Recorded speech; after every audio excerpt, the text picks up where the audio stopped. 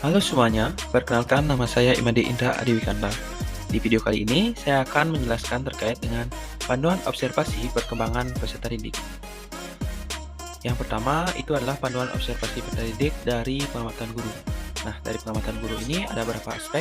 Yang pertama, itu adalah budaya sekolah, di mana indikatornya itu adalah apakah suasana sekolah mendukung pembelajaran dan interaksi yang optimal. Yang kedua, secara umum, apakah profil pelajar Pancasila dihidupkan dalam sekolah. Yang ketiga, apakah lingkungan belajar di sekolah kondusif? Yang keempat, apakah ada kegiatan pembiasaan setiap pagi di sekolah? Kemudian yang kelima, itu apakah ada program yang sudah terlaksana terkait dengan lingkungan sekolah. Kemudian aspek yang kedua, itu adalah budaya kelas, dengan indikator bagaimana guru dan peserta didik melakukan kesepakatan kelas. Yang kedua, apakah lingkungan kelas bersih? Yang ketiga, apakah ada pembiasaan literasi 15 menit sebelum kegiatan pembelajaran? Kemudian yang keempat, itu bagaimana guru menekankan nilai-nilai profil pelajar Pancasila kepada peserta didik. Kemudian selanjutnya itu adalah aspek yang ketiga terkait dengan keterlibatan peserta didik. Dengan indikator yang pertama, itu adalah apakah peserta didik terlibat aktif selama pelajaran berlangsung.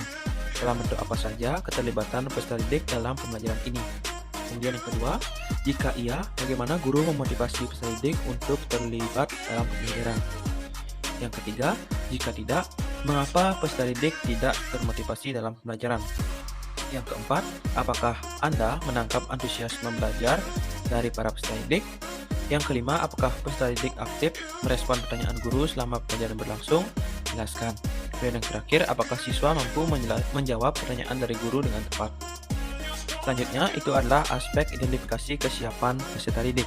Dengan indikator yang pertama, apakah di awal pembelajaran guru mengamati atau mengecek kesiapan peserta didik, baik secara kondisi maupun secara materi yang akan diajarkan. Yang kedua, apakah yang dilakukan oleh guru saat mengetahui bahwa kompetensi awal peserta didik beragam. Kemudian yang terakhir, bagaimana guru mendampingi setiap peserta didik agar mencapai tujuan pembelajaran. Aspek yang kelima, itu terkait dengan perkembangan emosi. Dengan indikator, apakah setiap peserta didik menjalin hubungan baik dengan temannya. Kemudian yang kedua, sejauh mana kelas dan ruang pembelajaran lainnya menjadi ruang ekspresi diri yang sehat untuk peserta didik. Kemudian yang ketiga, bagaimana guru merespon peserta didik yang belum bisa mengekspresikan diri dengan tepat. Kemudian lanjut, aspek yang keenam itu adalah perkembangan sosial. Dengan indikator, secara umum, bagaimana guru membangun atmosfer yang mendukung peserta didik untuk mengembangkan kemampuan bersosialisasi. Misalnya, peka terhadap suatu situasi sekitar, berempati, saling menghargai, serta berinteraksi dan berkomunikasi.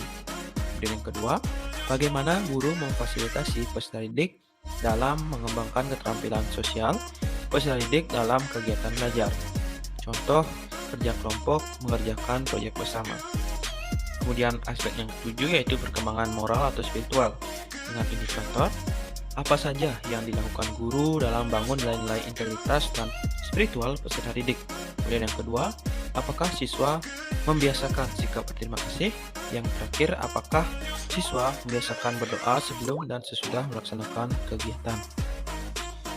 Selanjutnya, aspek yang ke-8 itu terkait dengan perkembangan kognitif. Dengan indikator, apakah nilai semua siswa sudah mencapai nilai KKM?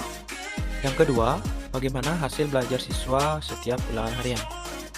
Kemudian aspek yang ke-9 itu adalah perkembangan fisiologis. Apakah pertumbuhan tinggi badan semua siswa memiliki rata-rata yang sama? Yang ke-10, aspek etnik. Apakah siswa saling menghargai dengan teman yang berbeda suku? Kemudian aspek yang ke-11 itu adalah kultur. Apakah siswa mempunyai pengetahuan tentang kebudayaan?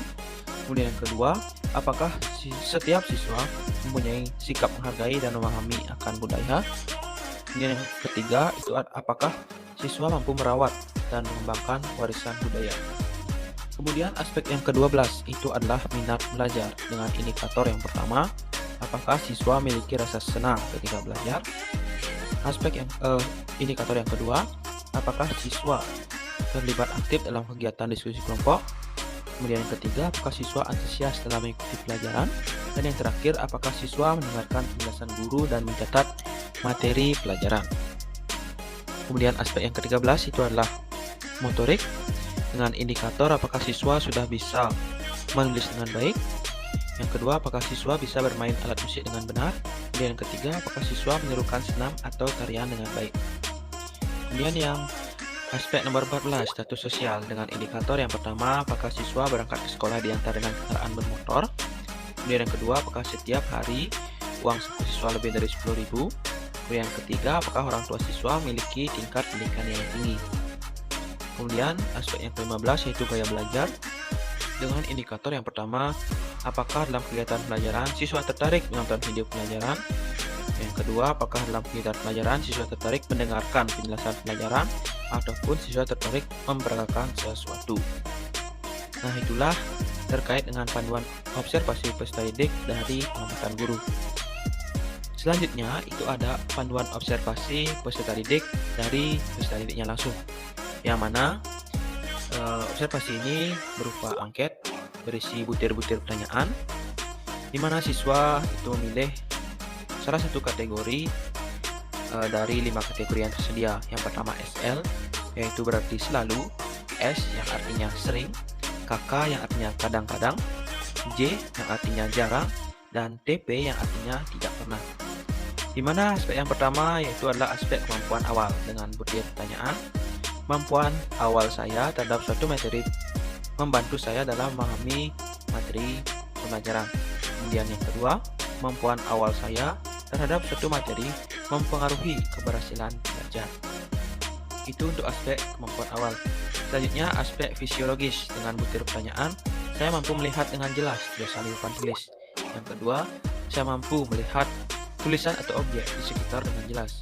Yang ketiga, saya mampu mendengar dengan baik. Yang keempat, saya mampu melakukan gerakan-gerakan yang menggunakan otot tubuh. Dan yang terakhir, itu adalah saya bersyukur dengan kondisi fisik yang saya miliki.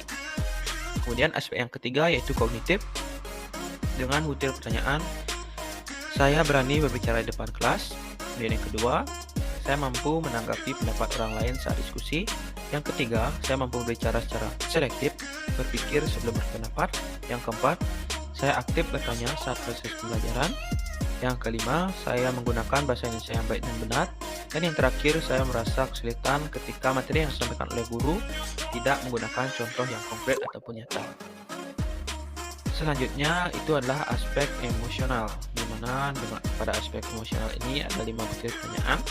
Yang pertama, saya mampu mengekspresikan berbagai jenis emosi saat terjadi perubahan situasi. Yang kedua, saya akan minta maaf saat melakukan kesalahan. Yang ketiga, saya mampu menjalin hubungan sosial dengan teman sebaya. Yang keempat, saya mampu menahan amarah. Yang kelima, saya mampu memecahkan setiap permasalahan yang terjadi.